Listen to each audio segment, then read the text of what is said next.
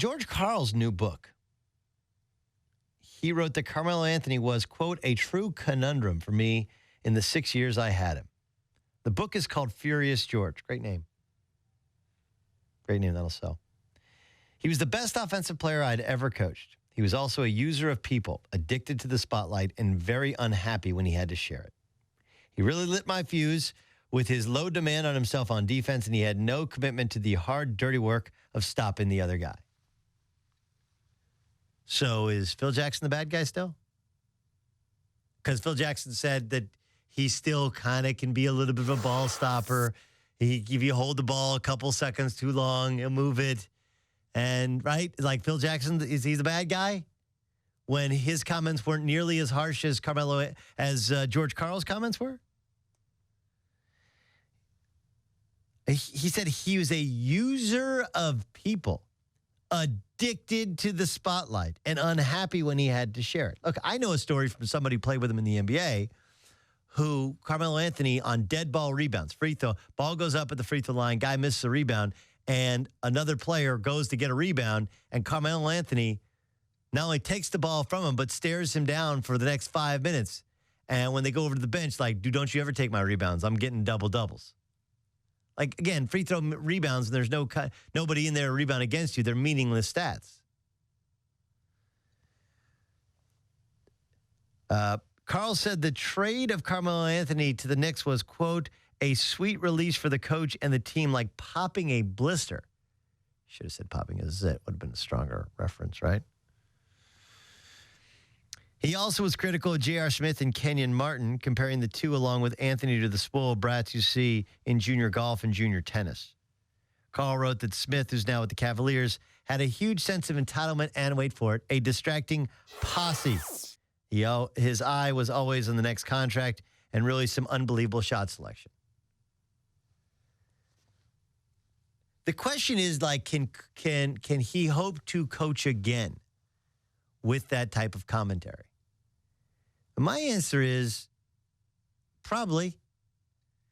I mean, Phil Jackson had some probably more thoughtful ways of some harsh critique of Shaq, of Kobe, maybe less so of Jordan in any of his books.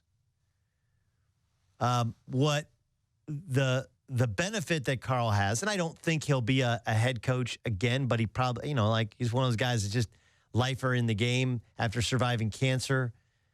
He does bring credibility. And, look, he was the one who said we should trade DeMarcus Cousins, and it was him or me, and the Kings let him go, and look where the Kings are. DeMarcus Cousins, super talented, but will they ever make the playoffs with him? The answer is, to this point, no. So there's some confirmation bias. It's like what we all thought of Carmelo, what we've heard of Carmelo, what we think of JR, what we think of Kenyon Martin. And some of it is, boy, really insightful. And he also kind of went there into the Carmelo didn't have a dad, Kenyon Martin didn't have a dad, and boy, they could use it really, and this was a quote, was they could have used a father figure so he could act like men. And many have been appalled by reading such a thing. Now, he also said that J.R. Smith's dad was too involved. And so which is it? Do you want no dad? Is it better to have a dad or to not have one that's too involved? Can you have it both ways? I think he paints the picture of what's really happened to the bad end of the AAU basketballing of America, right? It sounds like a Little League team, doesn't it? It sounds like a bad AAU team where your best player won't play defense and won't pass.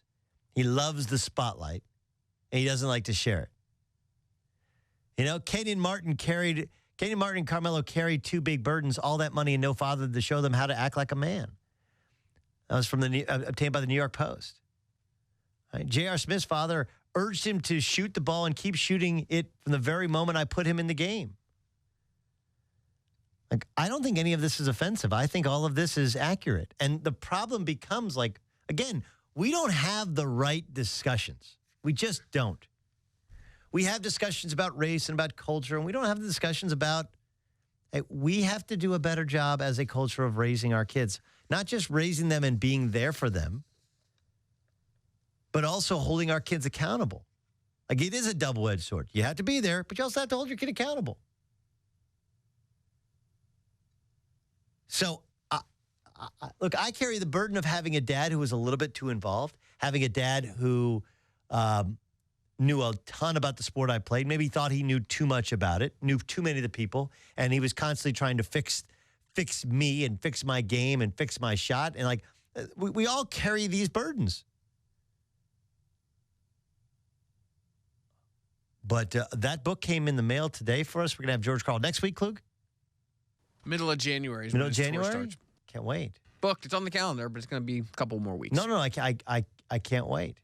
Is there anything offensive to you about talking about somebody's not having a dad and carrying that burden? It feels a little bit like armchair psychology. I mean, he's a basketball coach, right? But that's what you are to be a coach. You have to be an armchair psychologist. No, I wasn't offended. It was refreshing to hear someone be honest and actually tell things of what actually happened. Right. And that's what you have to do when you read a book. Right. But I also think write a book, excuse me. Write a book. But this is something that, like, people need.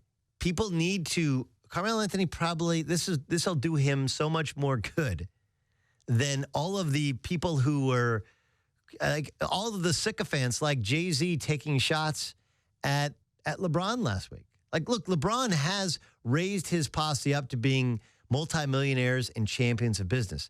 But he's one where there are hundreds of others who fall into the traps of surrounding themselves with yes men who only tell them to shoot more, play less defense, put up stats, and don't listen to your coach.